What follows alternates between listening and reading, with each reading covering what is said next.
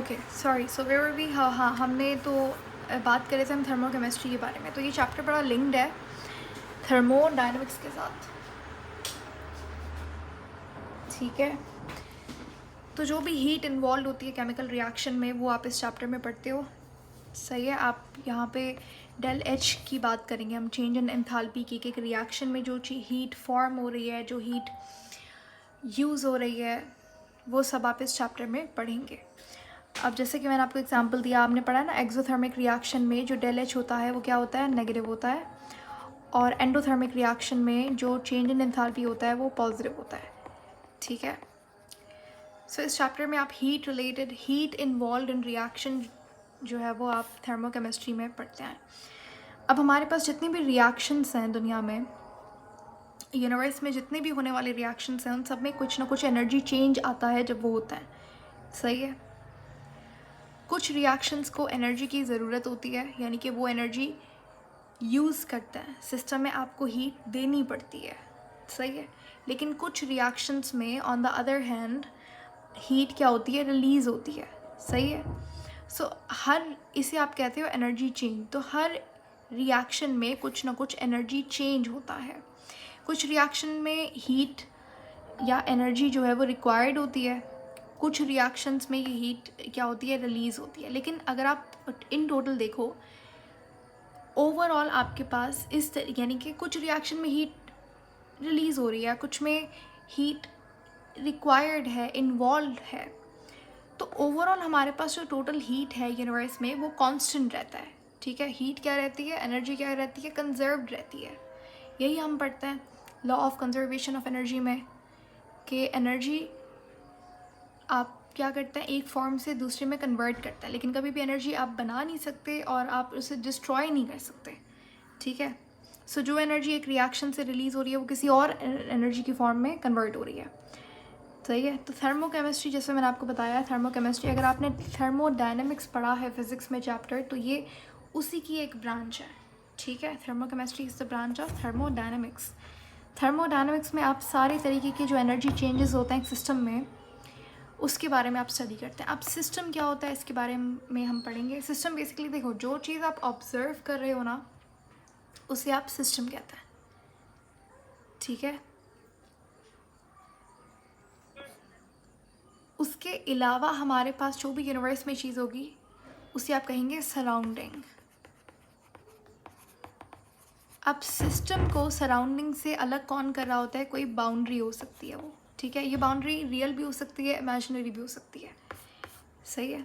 इसको हम आगे मैं आपको बताती हूँ, 3 तरीके के सिस्टम्स होते हैं। तो खैर, थर्मोडायनेमिक्स आपके पास एक वाइड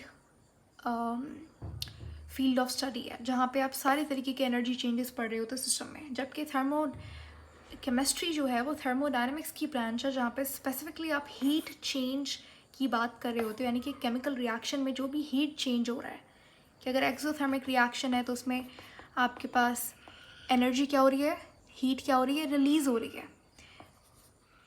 हीट चेंज क्या है, नेगेटिव है। यहीं पे आपके पास एंडोथर्मिक में जो हीट चेंज है वो पॉजिटिव है, क्योंकि हीट आप सिस्टम में दे रहे हो। सो ये पॉजिटिव नेगेटिव क्यों है, ये इसी चैप्टर में, इसी ब्रांच में आप पढ़ते हो, ठीक है।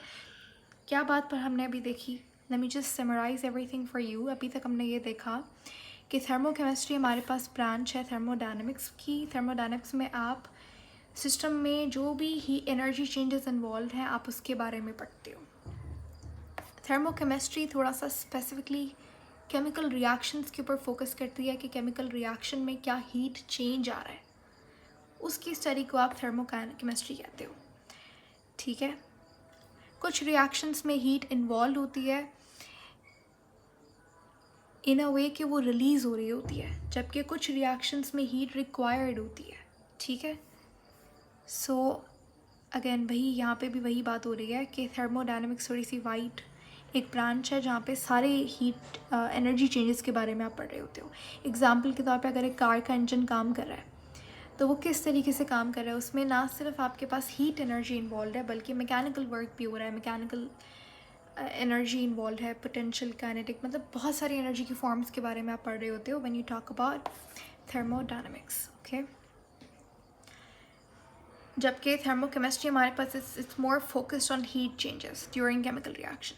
सही है, आगे बात करते हैं। तो केमिस्ट्री में हमारे पास जब भी, ये आपने बात याद रखनी है क्योंकि बड़ा बेसिक चीज़ है, पर आई थिंक ये आपको आगे जाके बहुत काम आएगी, कि हमारे पास जब भी बॉन्ड टूट रहा होता है, जैसे ए और बी है मेरे पास, अगर मैं ये बॉन्ड को यहाँ पे ब्रेक डाउन करूँ तो मेरे पास ए और बी अलग हो गया। सही है, तो यहाँ पे हीट मेरे पास क्या होगी, रिलीज होगी कि रिक्वायर्ड होगी?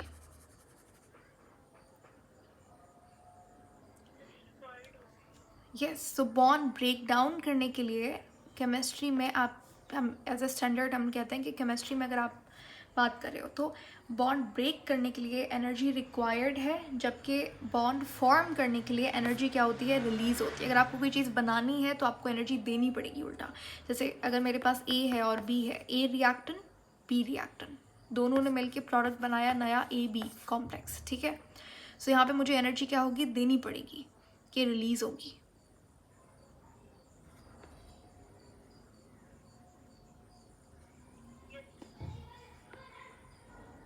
रिलीज या रिक्वायर्ड? तो यहाँ पे एनर्जी रिलीज होगी। ठीक है, उसके बाद आप यहाँ पे थर्मोकेमिस्ट्री में स्पेसिफिकली हम हीट चेंज की बात कर रहे होते हैं। हीट हमारे पास थर्मल एनर्जी है। एक सिस्टम से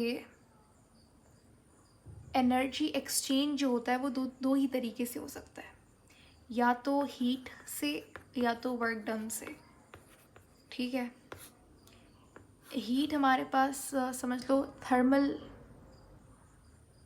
एनर्जी की आप बात कर रहे हो, वर्क डन हमारे पास मैकेनिकल एनर्जी की बात हो रही होती है। हम पर्टिकुलरली फोकस करेंगे यहाँ पे हीट चेंज के ऊपर, थर्मल एनर्जी के ऊपर। खैर, हीट का हमारे पास एसआई यूनिट क्या होता है, जूल होता है। Very simple, so joule is equal to newton metre. ठीक है, वर्क का फॉर्मूला क्या होता है, फोर्स मल्टीप्लाइड बाय डिस्टेंस। ठीक है, वर्क हमारे पास क्या है, डॉट प्रोडक्ट है फोर्स का और डिस्टेंस का। ठीक है, अगर मैं इसकी वेक्टर फॉर्म लिखूं तो एफ टी कॉस थीटा। ठीक है, तो यहाँ पे इस तरीके से आप यूनिट निकालते हो कि फोर्स का यूनिट क्या होता है, न्यूटन, डिस्टेंस का यूनिट क्या होता है, जूल, सॉरी मीटर। तो न्यूटन मीटर ये बराबर होता है किसके, जूल के।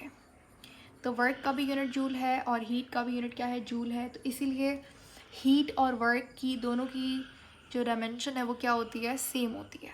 सही है, हीट के और भी कुछ यूनिट होते हैं, जैसे आपने सुना होगा कैलोरी। तो कैलोरी एक कॉमन यूनिट है लेकिन एसआई यूनिट नहीं है। एसआई यूनिट कौन सा है, जूल ही है। जूल आप कह सकते हो, न्यूटन मीटर भी कह सकते हो, क्योंकि जूल न्यूटन मीटर की ही इक्वल है। सो और क्या यूनिट होते हैं हीट के, पहला है हमारे पास कैलोरी। ठीक है, सो एक कैलोरी में कितने जूल होते हैं, तो कैलोरी एक बहुत ही बड़ा यूनिट है, तो एक कैलोरी में 4.186 जूल होता है। ठीक है, इसके अलावा भी just keep in your mind, you don't have to remember it, but just याद रखिएगा कि ये भी हमारे पास, अगर आप ये नाम सुन लें कहीं पे, सो डोंट बी स्केयर्ड, ये हमारे पास हीट के ही यूनिट्स हैं। सही है, जूल हमारे पास एक ऐसा यूनिट है, कैलोरी उससे बड़ा है, लेकिन इससे भी बड़ा हमारे पास जो यूनिट होता है वो BTU होता है। सही है, BTU की फुल फॉर्म क्या होती है, मैंने बताई हुई किसी तो क्लास में पहले भी, ब्रिटिश थर्मल यूनिट। सही है, जैसे एक BTU काफ़ी बड़ा यूनिट है, मैं जैसे ऐसी बता रही हूँ यहाँ पे कि एक BTU में मतलब 1055 जूल्स होता है। ठीक है, तो ये काफ़ी बड़ा यूनिट है। उसके अलावा आपके पास EV, ये छोटा यूनिट है।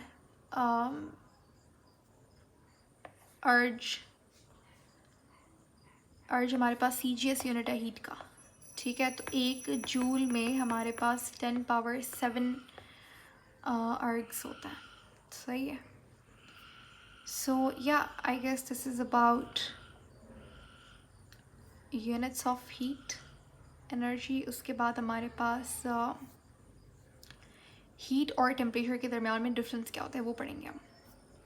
अच्छा, यहाँ पे क्या लिखा हुआ है कि सिंपल सा पॉइंट है कि हमारे पास अगर एक मोल, अगर मुझे बॉन्ड को ब्रेक डाउन करना है तो वहाँ पे एनर्जी क्या होगी, ज़ाहिर अभी हमने पढ़ा था, जब भी आपको बॉन्ड को ब्रेक डाउन करना है तो एनर्जी क्या होती है, रिक्वायर्ड होती है। तो आप यहाँ पे क्या कहेंगे, बॉन्ड डिसोसिएशन एनर्जी। वो एनर्जी जो आप बॉन्ड तोड़ने के लिए इस्तेमाल कर रहे हो उसे आप बॉन्ड डिसोसिएशन एनर्जी कहते हो।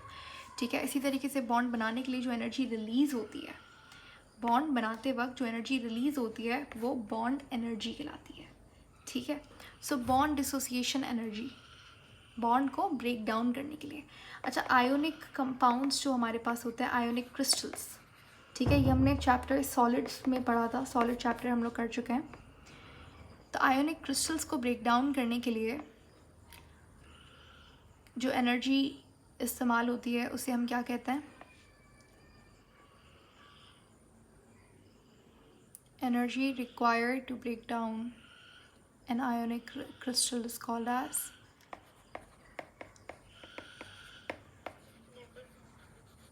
Lattice energy. सही है, आगे चलते हैं। तो हीट और टेम्परेचर के दरमियान में डिफरेंस क्या होता है। अच्छा देखो, टेम्परेचर हमारे पास, पहले टेम्परेचर की बात करते हैं उसके बाद हीट पे आते हैं। तो टेम्परेचर की एक तो हमें पता है कि भाई degree of hotness and coldness, ये चीज़ हमें अच्छे से रटी हुई होती है कि भाई कोई चीज़ कितनी गर्म है या ठंडी है तो उसे आप टेम्परेचर कहते हो। टेम्परेचर हमारे पास एक फ़िज़िकल क्वांटिटी है जिसका अपना यूनिट होता है। टेम्परेचर का ऐसा यूनिट क्या होता है वैसे,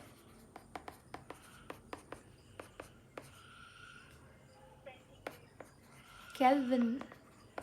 ठीक है, केल्विन इसका ऐसा यूनिट होता है। फिर उसके बाद सेल्सियस हो गया, फ़ारेनहाइट हो गया, तो ये दूसरे यूनिट्स होते हैं। केल्विन इसका ऐसा यूनिट होता है, ठीक है, नॉट सेंटीग्रेड। अच्छा,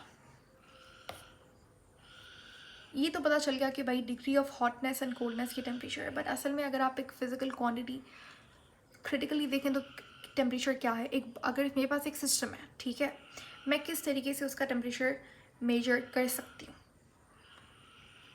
आपका अगर आपका आंसर है मैम सिंपल है, अगर आप यहाँ पे एक थर्मामीटर यूज़ करें तो आप टेम्परेचर ले सकते हो, बात बिल्कुल ठीक है आपकी। सो टेम्परेचर वहाँ पे अगर आप जो थर्मामीटर भी इस्तेमाल कर रहे हो टेम्परेचर को मेजर करने के लिए, वो डिवाइस जो है वो क्या कर रहा है, वो असल में जिस भी बॉडी का आप टेम्परेचर ले रहे हो उसकी एवरेज ट्रांसलेशनल काइनेटिक एनर्जी को मेजर कर रहा होता है। ठीक है, टेम्परेचर को आप दूसरे लफ्ज़ों में क्या कहते हो कि temperature is the average kinetic energy. और कौन सी kinetic energy, translational kinetic energy. Ma'am और भी क्या कोई काइनेटिक एनर्जीज होती हैं, तो होती हैं, जैसे कि हमारे पास काइनेटिक एनर्जी देखो,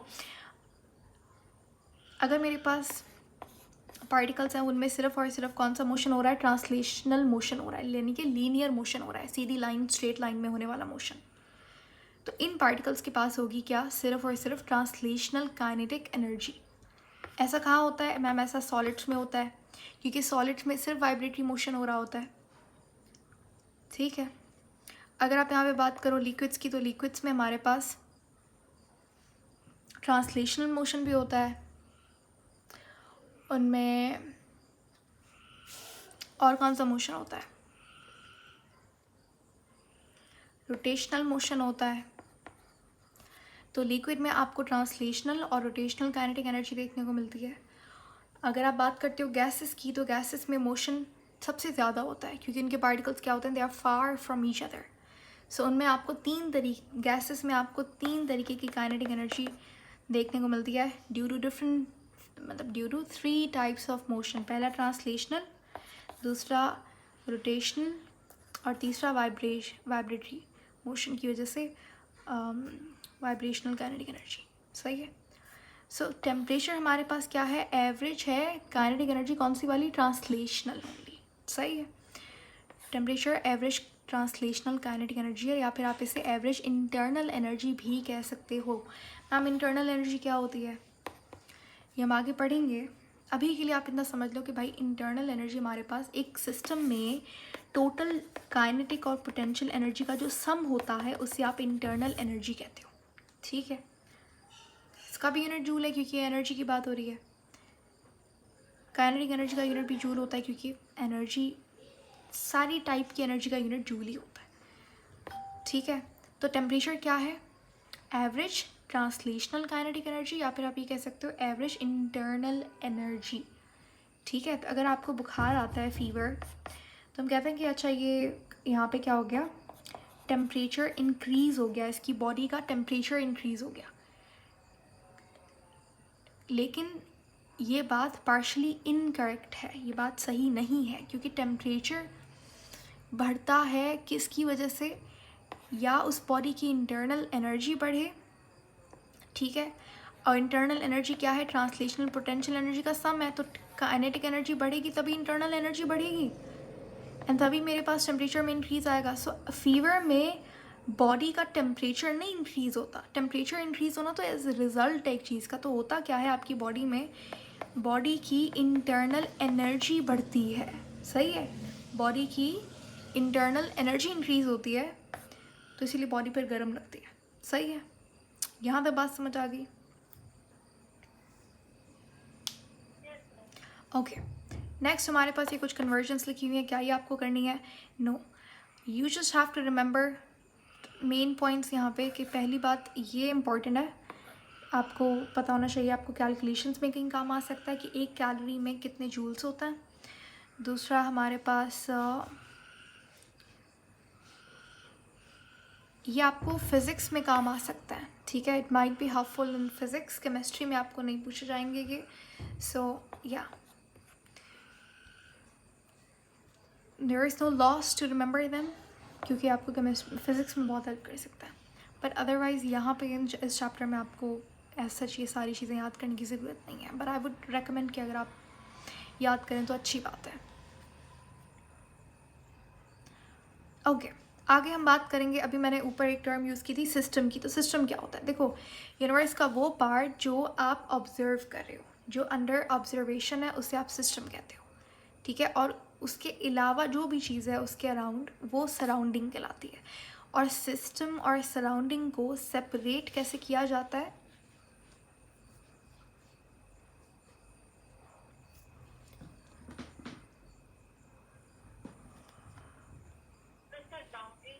बाउंड्री से, और ये बाउंड्री रियल भी हो सकती है और इमेजिनरी भी हो सकती है, ठीक है। अब यहाँ पे मैं आपको एग्जांपल देती हूँ, आपके पास एक टेस्ट ट्यूब है, ठीक है, और इसमें आपने जिंक मेटल डाला हुआ है और HCl डाला हुआ है, और यहाँ पे इन दोनों के दरम्यान में रिएक्शन हो रहा है, ठीक है। तो ये टेस्ट ट्यूब में आप ये रिएक्शन कर रहे हो, और ये टेस्ट ट्यूब आप ऑब्जर्व कर रहे हो, तो ये हमारे पास क्या है, इसके अंदर होने वाला जो रिएक्शन है वो सिस्टम है, जो मेरे पास टेस्ट ट्यूब है वो एक बाउंड्री क्रिएट कर रही है, अलग कर रही है सिस्टम को सराउंडिंग से। इसके बाहर जो भी इन्वायरमेंट है, सारी चीज़ें हैं, वो सब क्या है, सराउंडिंग में काउंट हो जाएगा, ठीक है। अब जो सिस्टम्स है हमारे पास वो 3 तरीके के होता है, सही है। पहला हमारे पास होता है ओपन सिस्टम, ठीक है। सिस्टम क्या है बता दिया मैंने, स्पेसिफिक पार्ट है यूनिवर्स का, that is your interest of study, जो आप ऑब्जर्व कर रहे हो, जिसमें आपको दिलचस्पी है, आप उसके बारे में पढ़ रहे हो, उसे देख रहे हो, सही है, उसकी कैलकुलेशंस ले रहे हो। तो सिस्टम 3 तरीके का होता है, एक होता है ओपन सिस्टम। ओपन सिस्टम में क्या होता है कि आपके पास मास और एनर्जी दोनों सिस्टम से बाहर जा सकती है सराउंडिंग में, और सराउंडिंग से सिस्टम के अंदर भी आ सकती है। इसका बड़ा अच्छा एग्जाम्पल और बड़ा कॉमन एग्जाम्पल है, अगर मेरे पास एक कप ऑफ टी है, कप ऑफ कॉफ़ी है, वो थोड़ी देर बाद मैं रख दूँ ऐसी इन्वायरमेंट में, ठीक है, तो थोड़ी देर बाद क्या होगा, वो जो गर्म कप था चाय का या कॉफ़ी का व्हाटएवर, वो क्या हो जाएगा, थोड़ी देर बाद ठंडा हो जाएगा। क्यों? वो जो हीट एनर्जी थी उस कप में वो कहाँ गई, वो लॉस हो गई मैम, कहाँ पे, सराउंडिंग में, क्योंकि वो जो मेरे पास कप था वो ओपन सिस्टम था, सही है। तो कप से जो मेरी हीट है वो कहाँ चली गई, बाहर चली गई, सराउंडिंग में चली गई। तो कप क्या है, एग्जाम्पल है किसका, और ओपन सिस्टम का। इसके अलावा हमारे पास है क्लोज सिस्टम, सिंपल है। अगर आप यहाँ पे क्या करते हैं, अगर मैं उस कप के ऊपर एक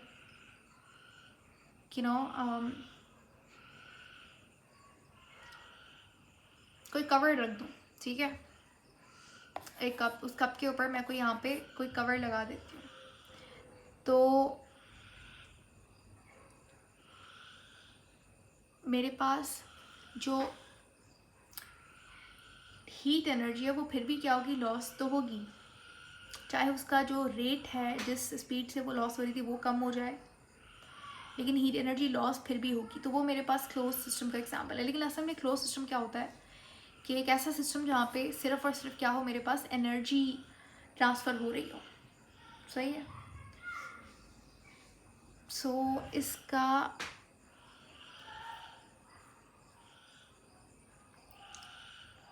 जैसे मैंने आपको अभी, अगर आपको लग रहा है कि अच्छा वो जो कप का एग्जांपल था मैम, क्या वो क्लोज्ड है या वो ओपन है, तो देखो after you have made the T, तो उसके बाद तो कोई मास लॉस तो नहीं होगा। सही है। लेकिन हाँ, आपके पास उसमें से जो आपको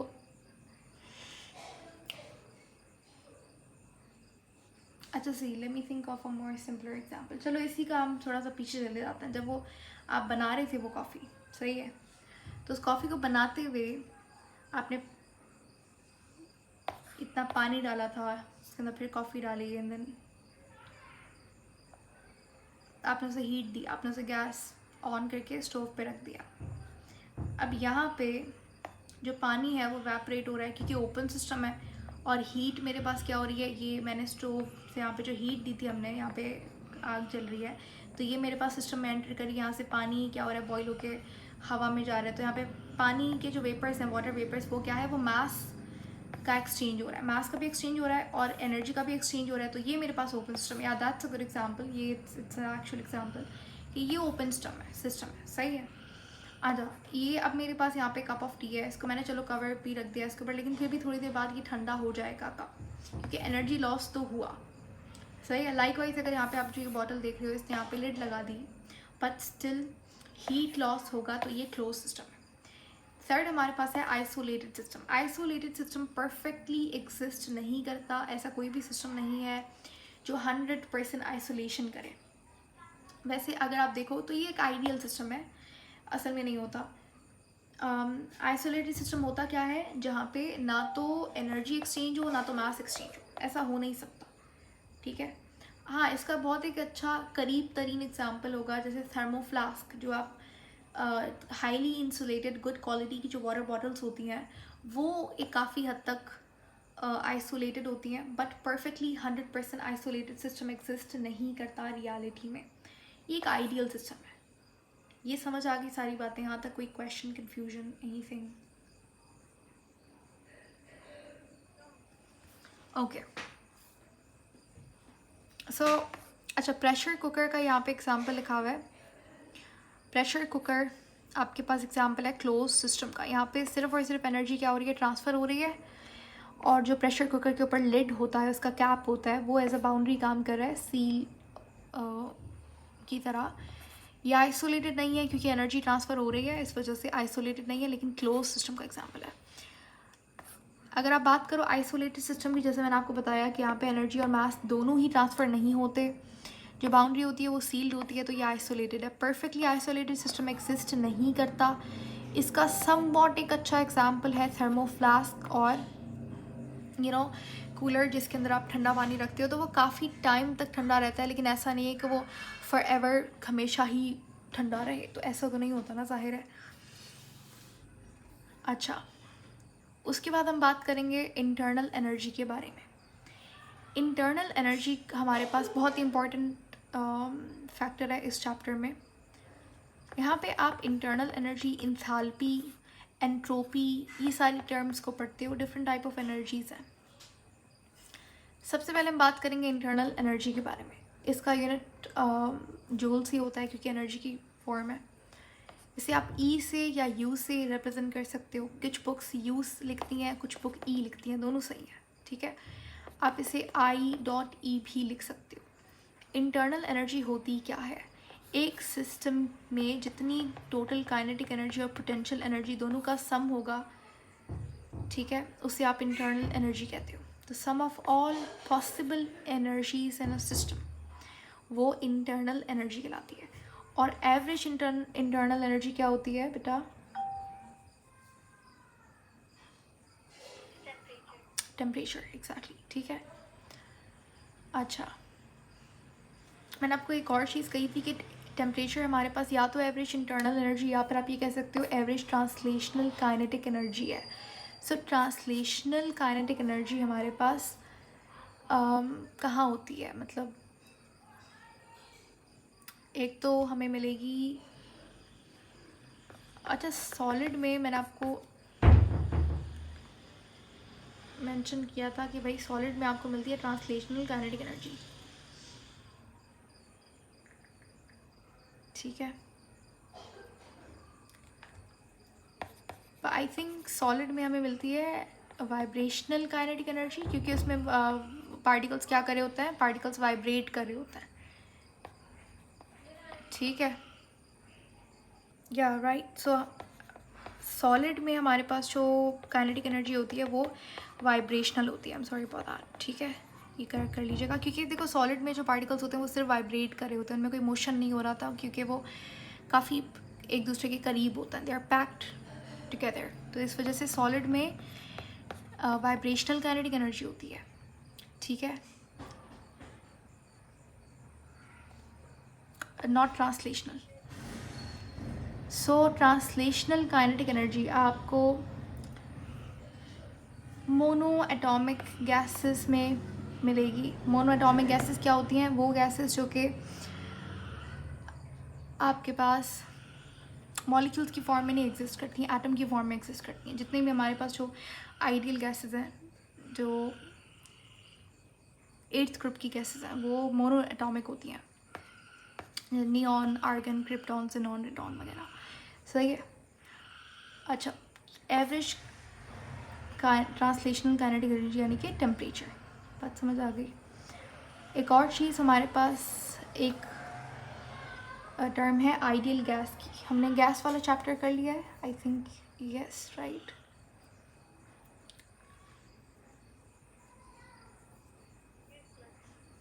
या राइट, सो आइडियल गैसेस में जो काइनेटिक एनर्जी हमें मिलती है वो ट्रांसलेशनल काइनेटिक एनर्जी होती है। उसके पास it only has translational kinetic energy, ठीक है। सो एक नज़र हम काइनेटिक और पोटेंशियल एनर्जी को भी देख लेते हैं। तो काइनेटिक एनर्जी हमारे पास इज़ ड्यू टू मोशन, चाहे वो मोशन फिर ट्रांसलेशनल हो, वाइब्रेटरी हो या रोटेटरी मोशन हो पार्टिकल्स का। जबकि potential energy is due to intermolecular forces, जो भी मॉलिक्यूल्स के दरमियान में अट्रैक्टिव फोर्सेस, इंटरमॉलिक्यूलर फोर्सेस या फिर जिन्हें आप वंडरवॉल फोर्सेस कहते हो, वो मौजूद होती हैं। उनकी वजह से जो एनर्जी है वो पोटेंशियल एनर्जी है। काइनेटिक एनर्जी की टाइप्स मैंने आपको बता दी, translational, rotational, vibrational. Translational kinetic energy का जो एवरेज होगा वो टेम्परेचर के बराबर होता है। सो या नेक्स्ट हम क्लास में बात करेंगे आपके पास एंथैल्पी के बारे में, एंड या जो बाकी टॉपिक्स रहते हैं उसके बारे में। And also so me know आप लोग मुझे कब टेस्ट दोगे ऑफ चैप्टर